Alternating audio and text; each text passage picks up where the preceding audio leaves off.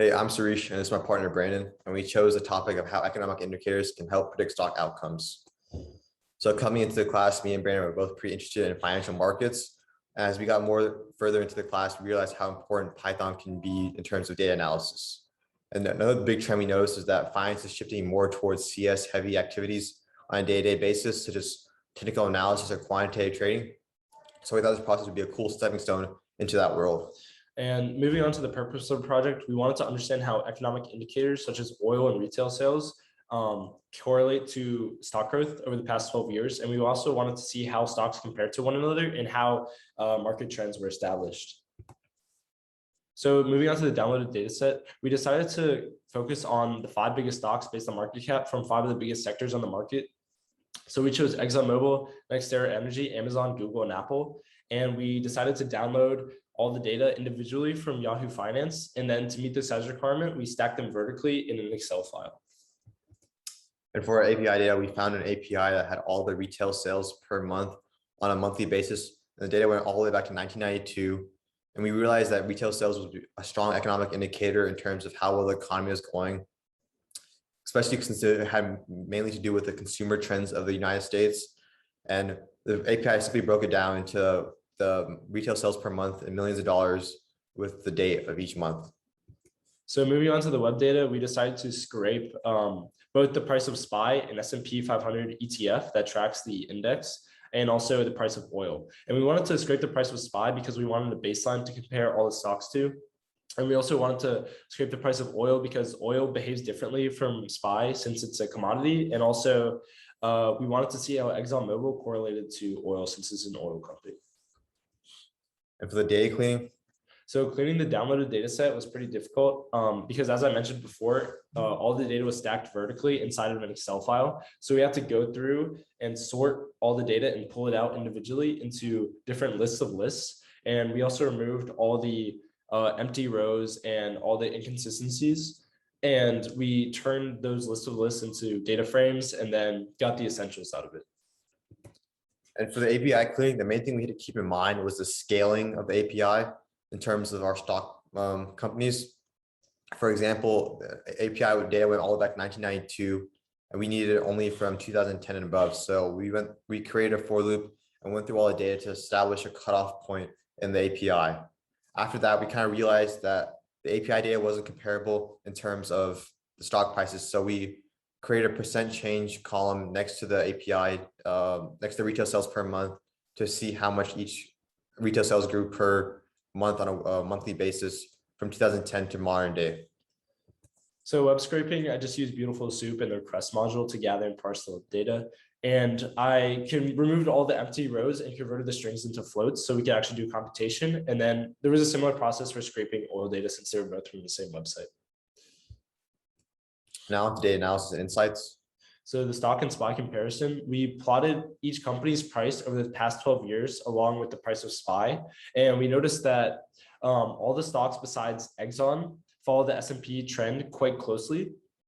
And this was kind of a surprise to us because we expected NextEra Energy to also not really follow S&P since it's a utilities company and doesn't really align with the weights of the S&P according to the sector. And we also noticed that COVID-19 had a relatively short-term impact on stock price, except for Exxon, which hit its all-time or 12-year low in COVID.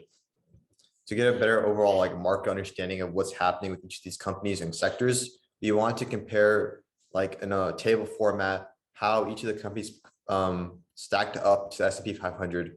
So we created a Pan's data frame with the company, the percent change of each company, and then the third column was essentially established by setting the percent growth of the S&P 500 as the baseline, and then subtracting that from each of the company's growth periods.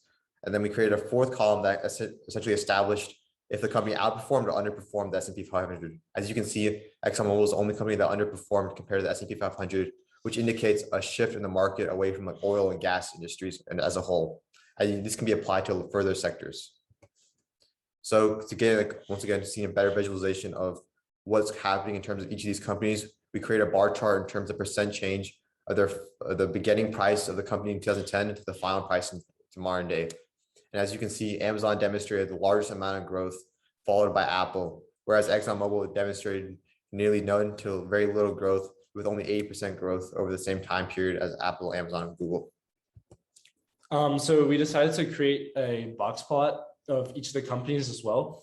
And what the box plot does is it allows you to gain an insight about the variance and spread of the price of the company over the past 12 years. And what we noticed was that by comparing the box plots to each other, we noticed that Apple and ExxonMobil both had the least variance, and that Amazon had the highest variance. So they had a huge variance. And this is important to realize because it gets some insight about how stable the stock is, how risky the stock is, and generally shows how stocks respond to different economic indicators.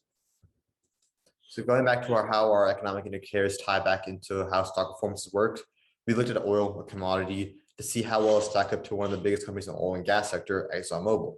As you can see in the next slide, we plotted the price points of oil and plotted the price points of ExxonMobil stock shares to try and find a correlation between the two.